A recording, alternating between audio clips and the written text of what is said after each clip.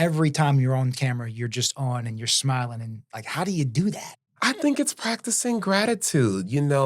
Ever since the 10th grade of high school, I've wanted this. If you want to truly feel like success, go after your dream. From New Orleans, with the Forstalls, this is Local Legends.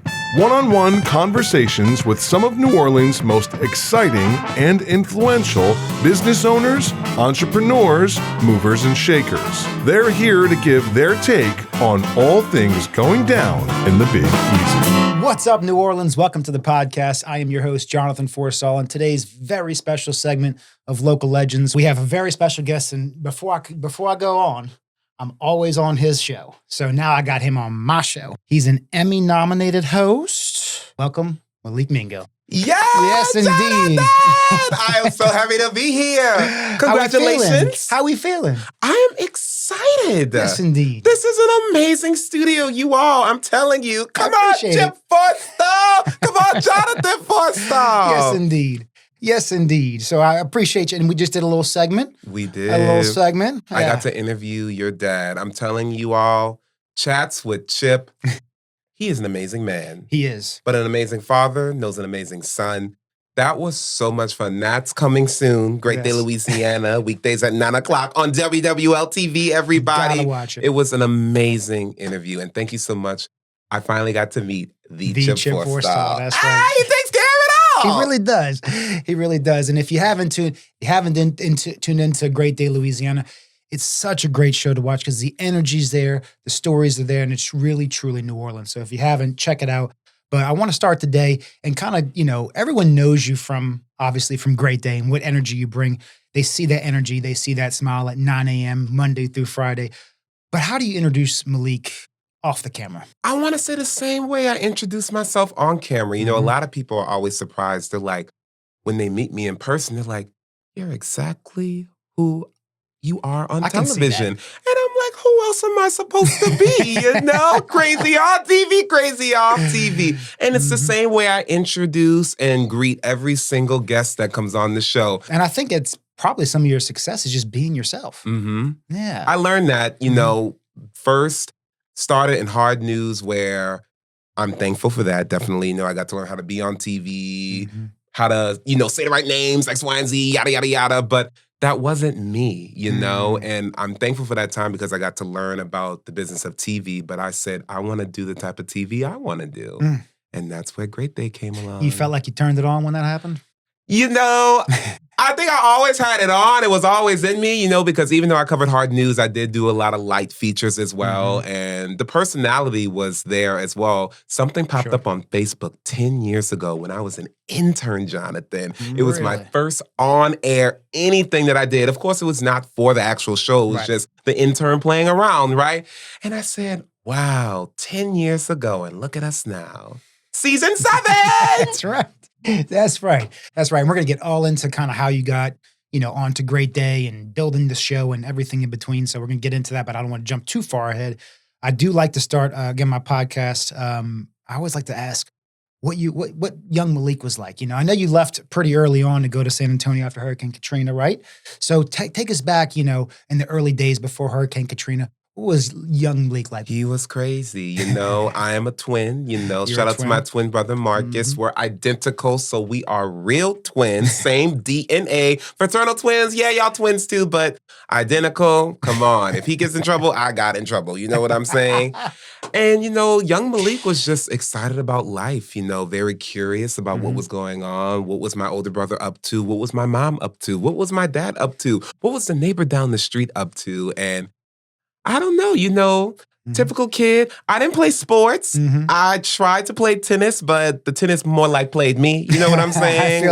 I couldn't do that. I played an instrument. I did the violin for 6 years. I did too, actually. For real? Yeah. How did I not know that about you? Not for 6 years. Not for 6 years. I tried the violin, and I think my fingers were too stubby. Right. Because I got short fingers, short arms, and so I ended up playing the piano. But you played the violin. That's amazing. You said you played for 6 years. 6 years, yep. Wow. All through middle school, first couple of years of high school as well. And then I said, I'm good. I'm good. But I also wanted to play the piano. But my parents wouldn't let me play the piano. Really? They said, boys don't play the piano. It was really my grandmother who, old school, New Orleans woman, Old right? school New Orleans, that's right. Men don't play the piano. And I'm like, hello, Stevie Wonder, Bach, Beethoven, all the greats, So I never got the opportunity to play the piano. Did you play sports too? I did play sports, and that was because I wanted to play sports. I ended up playing, don't laugh, I played rugby, which is... Rugby? We don't know what that is in Louisiana. That's like the one where it's look, you throw the ball and you don't tackle them, right? You can't throw the ball forward. You got to throw the ball backwards. It's like soccer and football kind of. That's what mixed. I said. Yeah, that's what I said. I didn't know you played rugby. I sure did. They had a high school rugby team? They did at Brother Martin. They sure did. No way. Actually, yes, indeed. And what happened was I tried out for the football team, and I don't remember what it was, but I remember rugby was a lot more chill. But how did I not know that, number one? And number two, how do you throw the ball back and it goes to the person you wanted to go to if you can't see him? We can sit here for an hour and talk about rugby. And I will bore the hell out of you. I didn't know you played. Did you stop after high school? I actually went to college and played too. I mean, it's a club sport, so it's not like but yeah, it hurts too. I mean, throwing the ball backwards. Throwing the ball back, tackling, and they're not wearing pads. No pads? No pads. You wear a little sleeve on your head for they call it a helmet, but it ain't a helmet. We got a rugby team here. You got to go check them out. It's you won't know what's going on in the game.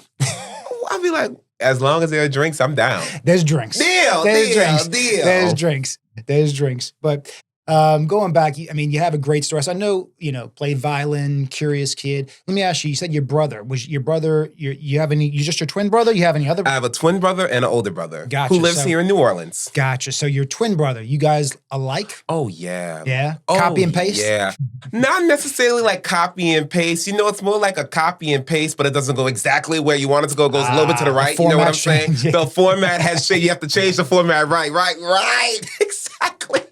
You know the struggle, absolutely. Yeah, I always tell people all the time, I'm like a 150. My twin brother is like 100. You know what I'm saying? So he is still up there, very fun, very charismatic. Are you guys competitive?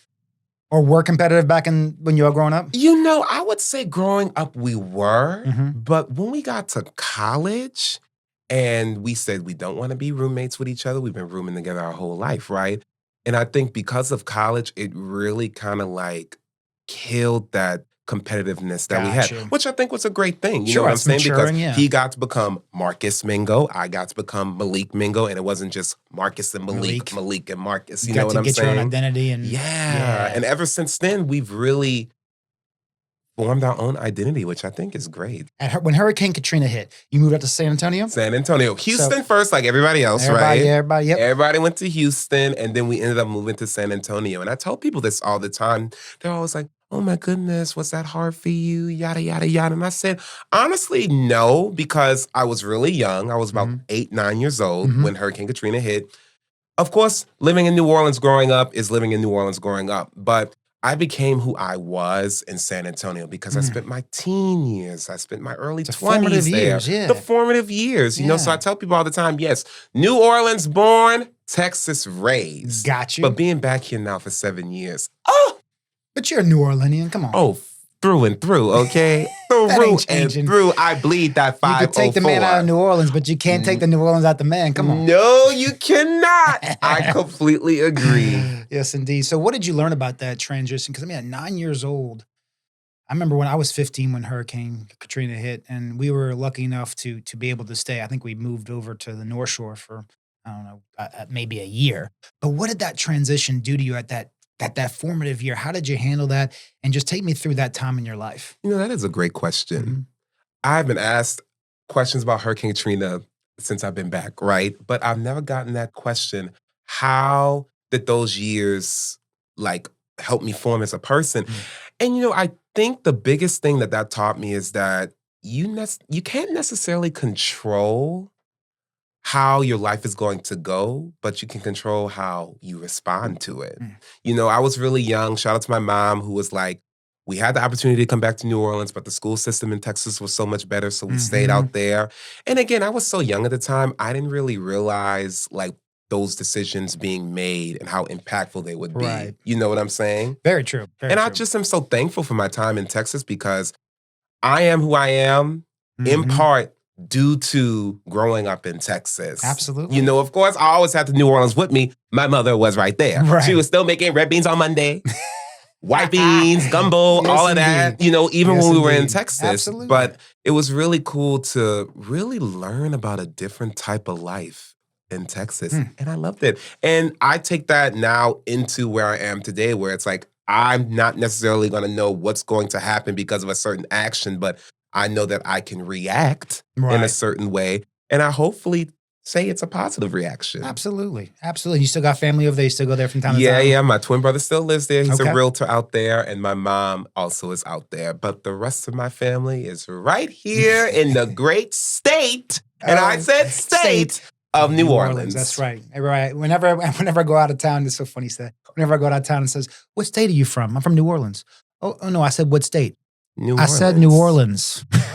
Shout out to the rest of Louisiana, you know what I'm saying? But it's New Orleans versus everybody. That's all right. The feeling's mutual. It absolutely You know? is. It is. So you came back in what, 2019? 2019, right 2019. before the pandemic. Right. 4 months before the pandemic. What a perfect time. Right. The best The time. best time. And what's so So- crazy is like I came back to New Orleans to host Great Day. I was in the studio maybe 4 months, and then we had to go work from home. And I hadn't even found a place to stay yet. I was living with my dad at the time. Oh my goodness. And when we finally started doing the work from home shows, that was my first week in where I live now. So I never got to figure out, is this where I work? Is this where I stay? Oh, it was horrible. But we made it. So you came home from San Antonio to start Great Day. Mhm. So you got the job when you were out there. I got the job when I was out there. Gotcha. So tell me about that process. Started Hard News in Texas, a Gotcha. small little town in Texas.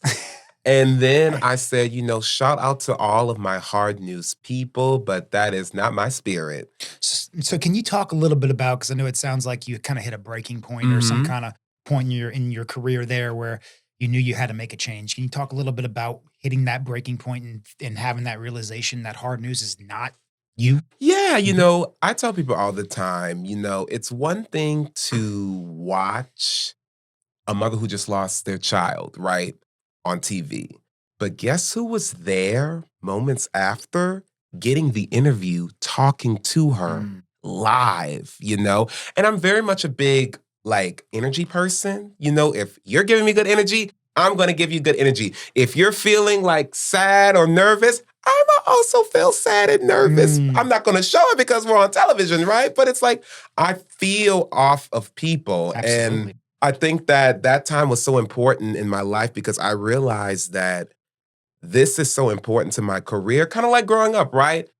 I didn't necessarily think I was going to be here, but I can control how I respond to being here, which is doing some fun stuff, trying to have a little fun on TV.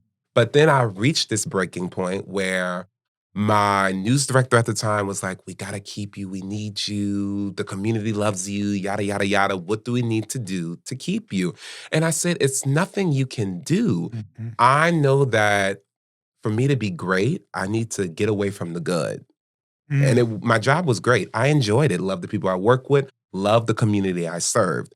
But there was something in me that said, if you want to go where you want to go, you need to take it into your own hands. So I started applying everywhere to do specifically lifestyle and entertainment television, right? Eating the good food, drinking the good drinks, going to these cool places and showing people what's fun about the city that we live in.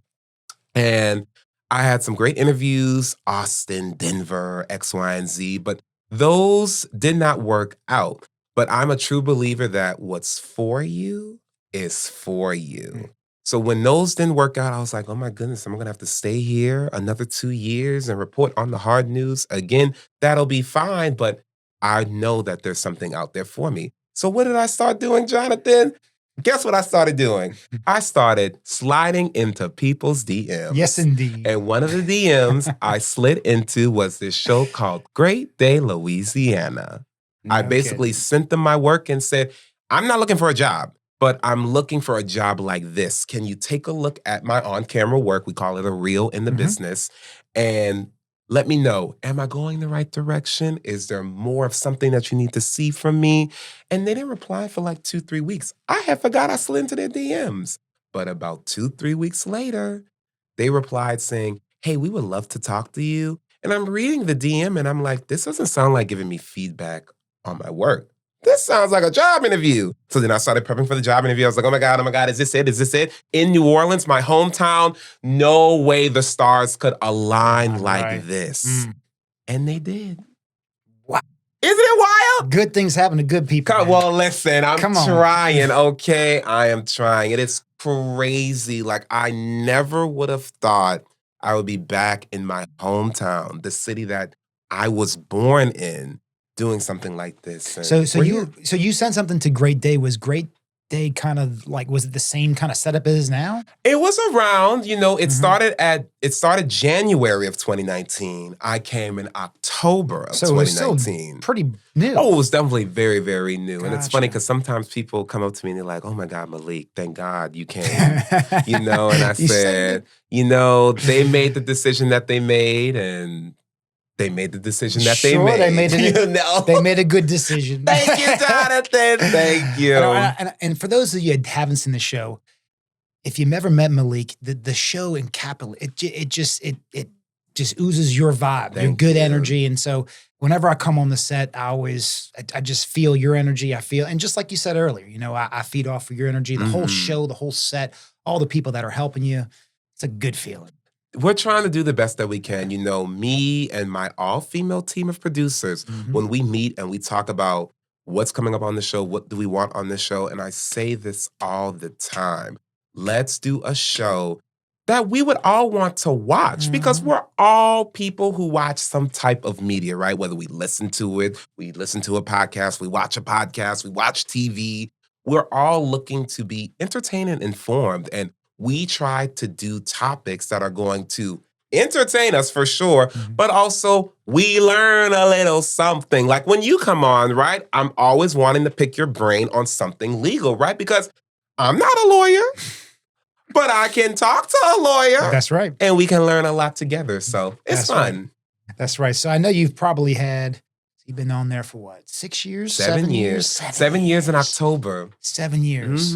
All right. So without naming any favorites, can you share a guest or a segment that kind of sticks out that affected you in a lasting way? My goal, kind of like your podcast, right? You want to have impactful conversations, right? And I think that's what we do. Like, I'm trying to think about today. Today we had a great band on. So get this lady, her name is Shannon. She had cancer and she just came out with a brand new album. And she told us the story in the Chip Forstall soundstage, by the way. Yes, indeed. She told us all about her journey to cancer and how she has a song called On the Other Side of the Grass that she's so thankful because she's cancer-free now. And I didn't necessarily know that until I started prepping for the interview, that she had a battle with cancer.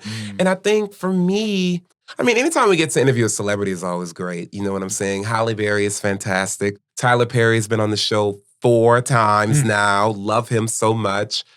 I don't know. There's so many. There is one series that I love a lot that we do. We do this series where we take people on the road. So we go to different cities and parishes around Louisiana, and we kind of show them what there is to do there. And I'm talking about like parishes that you wouldn't necessarily think that there's things to do there, but we show them. Okay, so like what was the last segment you did on? So the last one we did was actually close to home. We did a whole show on the North Shore. Okay. Now, for people who live on the South Shore like me and you, were like, oh God, the North Shore, I got to cross that causeway. But I had the time of my life. Where was that? Was that a Fountain? So we went to I love that you know the outdoors. Fontainebleau State Park, hilarious. I know. Of course, you love the outdoors. I'm guilty. We did a lot of eating, of course. We did, there's a great coffee and cocktail place called Tandem, where you can get your coffee, but you can also get your cocktails. Okay. Great. What did we do there? I got in a canoe for the first time. I literally said it during the show. I said, I'm doing something new in a canoe. I think I saw that. It was crazy. It was crazy. We ate a lot. We did like an adventure park for kids where I was up like 90 feet in the air. And I said, this is ridiculous, but I'm going to do it for y'all. Are you afraid of heights? Absolutely. Never the window seat on the plane. You like the window seat? I sit where I'm told. Oh, blessing. Yeah, wife, where you want to sit? Okay, I'm gonna sit next to you. Oh, you're so kind. See, Or that's the why kids, you're you know? married with 2 kids. Yes, You know? yes. Oh, no. Happy wife, happy kids. Absolutely. But I always say it also needs to be happy spouse, happy house. I like. Ooh. Happy spouse, happy house. It's not just about the wife, okay? Women, woohoo, but also the men need to be taken care of as well. Absolutely. Tell her that today. Yes. Happy spouse. Happy house. Happy house. Mm-hmm. Tell us a little bit about just the preparation and kind of, you do it every single day. So it's got to be kind of a routine, emotion that you're in. Mm-hmm. So tell us about the collaborative process and kind of what you do to just get prepared for your morning segment. Well, what's so exciting is that even though it is a routine, every day is new. You know what I'm saying? Like tomorrow I'm talking. Speaking of collaborative processes, right? So I tell people all the time, like, I can't be everywhere. My producers can't be everywhere. So sometimes people will send us stuff and they'd be like, oh, this will be a great idea. So tomorrow I'm interviewing this lady. So she got divorced and she wrote a whole book about what she learned after divorce. And I said, okay, this is interesting. And she said, I'm living my best life. Well, I'm like, I'm sure, girl, the divorce is finalized. You know what I'm saying? So that was a topic that one of my producers got pitched. And I was like, okay, sure. We talked about it because what we do is every week, we always sit down as a team and we all talk about like, someone told me about this, someone told me about this restaurant, this musician, this event coming up. And we talk about it. What would that look like on TV, right? So for example, like we're getting ready for summertime. And one of my producers was like, well, the Jefferson Parish Public Library has a summer reading challenge, which they do every year. And I said, that's great. They can come on and talk about the summer reading challenge. But as someone who goes to the Jefferson Parish Public Library, I always see that they have events going on. They do 100 free events a week. 100. 100 free events a week? 100 Holy free events. And I said, let's have them come on and do something. We can talk about the summer reading challenge, but I want to see them do something. And that's kind of always what it is. So it's you and your team kind of collaborating and brainstorming. Always. And so you got this, okay, but are you having the final say-so too? We're all talking together. I mean, I'm the host of the show, so if I want something to be asked or something to happen, of course it's going to happen because I'm the one running the interview, you know what I'm saying? But it's very much collaborative. Sometimes my executive producer, who I know you know, Val, will be in my ear and be like, this, that, blah, blah, blah, you know? So it is truly a collaborative process. And I'm thankful that they allow me to like, whatever they pitch and say, we're going to do this, and they just let me run with it. Yeah. You know? And I heard you say earlier you're running at 150 miles an hour. I think I'm probably right there with you at 150 miles. Right? Well, you built this studio. I don't know if y'all know this, but this studio you see here, Jonathan Forstall built, which is crazy to me. Thank you. Where does that come from? Where does your 150 come from? Honestly, being raised by my father, 100%. Because my father built this law firm. He did everything that you see here with his own 2 hands, right? You know, and would just grit and grind. And he had that mentality that no one's going to stop him. No one's going to outwork him. You might be smarter than me, but you're not going to outwork me. I hear that, child. You know? You can outwork me and outsmart me, to be honest. I'm tired. I'm tired. You can have it, child. I'm telling you. Tired. Come on. I see you all the time. It's fun. Life is good. And people always ask me that too, like, where does this energy come from? I said, I'm living my dream. Well, that was going to be my next question. It's like every time I see you, you are always on. How do you, on those bad days or on those days you just, right? How do you just turn it on when you get to the studio or compartmentalize or shut off whatever it is that's not at the studio?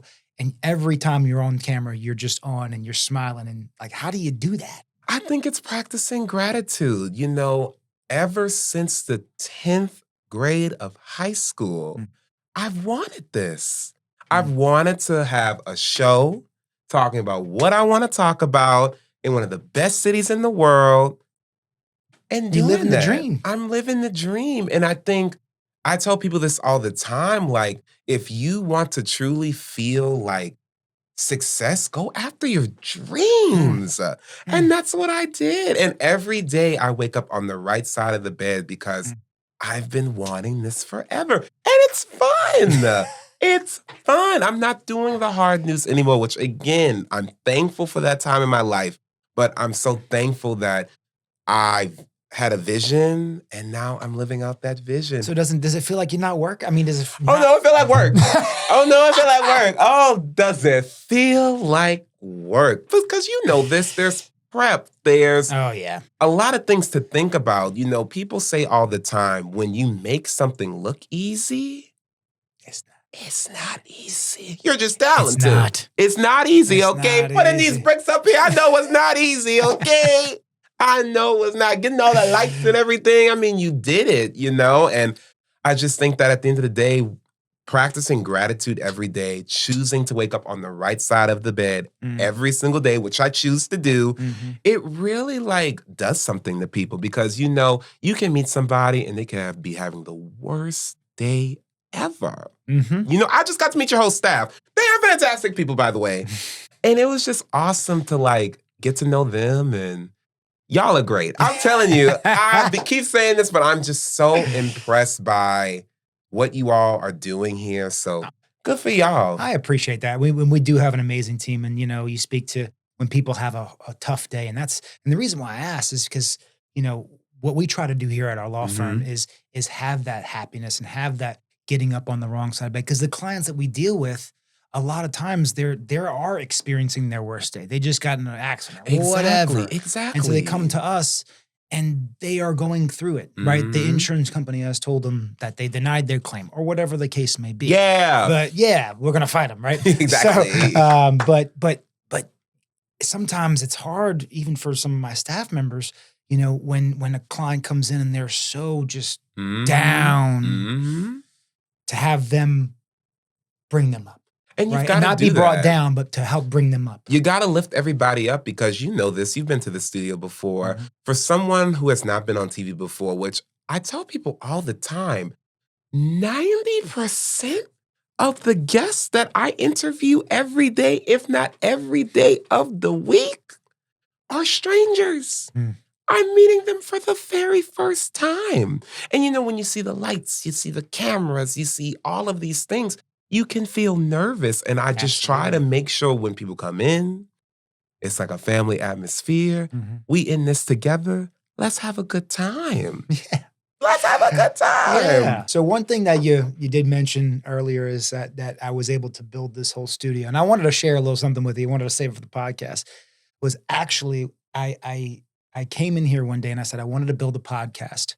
I took a picture of this room.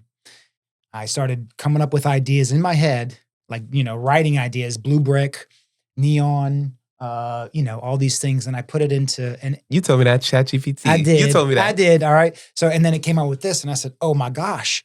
And I made it come to life. So I know that, you know, in so many ways, AI is making its way into all the industries. How has technology changed in the way that you produce and present stories and just your day-to-day? How is it affecting you, if at all? And how do you think it's going to affect the industry? I mean, you know, it's here, right? I tell people all the time, there's no shying away from AI because it's in literally every facet of our being, which is good, but it's also frustrating to me because there are some industries, like for example, graphic design.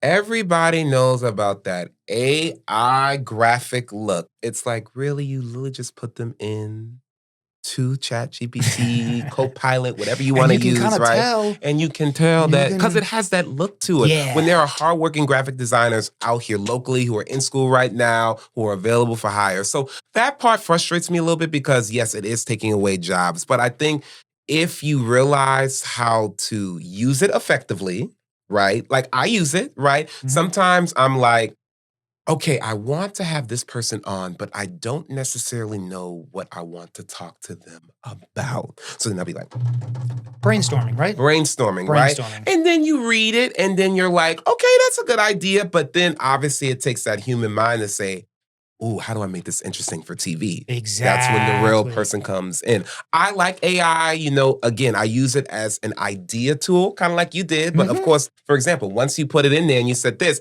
I know it didn't look like this first round. It looks. I know it didn't look like this first round. That's right. But it gave you a starting point. It did. And you're almost like bouncing ideas off of someone that has a really good brainstorming process, right? Exactly. Because, they're pulling from everywhere, which is exciting. And, for me, like, again, AI, it's there. Woohoo. Shout out to AI. We love you, girl. But leave us alone. Damn. Yeah. You leave us alone. But as far as like the actual television goes, I always say now more than ever, it's important to have those conversations that AI cannot create. 100%. Human conversations, asking questions that no AI will generate for you, like these questions you are asking me, child. You thought about these, okay? And if you did put them to AI, I'm cussing you out after this podcast. Not guilty. Not guilty. Okay. Spoken like a true lawyer. Okay. Well, thank you so much, Malik, for being on here. Thank you for always having me on your show. Of course, you're welcome anytime. I love that. And I'll tell you this, sometimes, and people might not realize this, but I'll just share this right now. Sometimes I get nervous when I go on camera. I just do. And sometimes, even when I'm nervous, I still show up and I still do good. Whenever I get on your show, I am never nervous. And I don't know. I think it's just your energy. And I think it's the conversation that, like you said, it's just a conversation. We're just chatting. I forget the cameras are there. I'm tuned out of that. I'm in here and it makes me want to go do it. You know? And so I think that really just reflects how the show is. It feels wholesome. It feels genuine. Oh yes. And I love that. And thank you for always having me on. I'm not going anywhere. I'm gonna continue to come on. And you are welcome anytime. Thank you for always coming on. And first of all, once again, congratulations on this. Thank you. Look at you from NOLA. We're doing it. Yes, indeed. From NOLA with the Forstalls is presented by Jonathan and Chip Forstall. Executive producer, Mona Lisa Johnson, Sierra Media Productions. Host, Jonathan Forstall.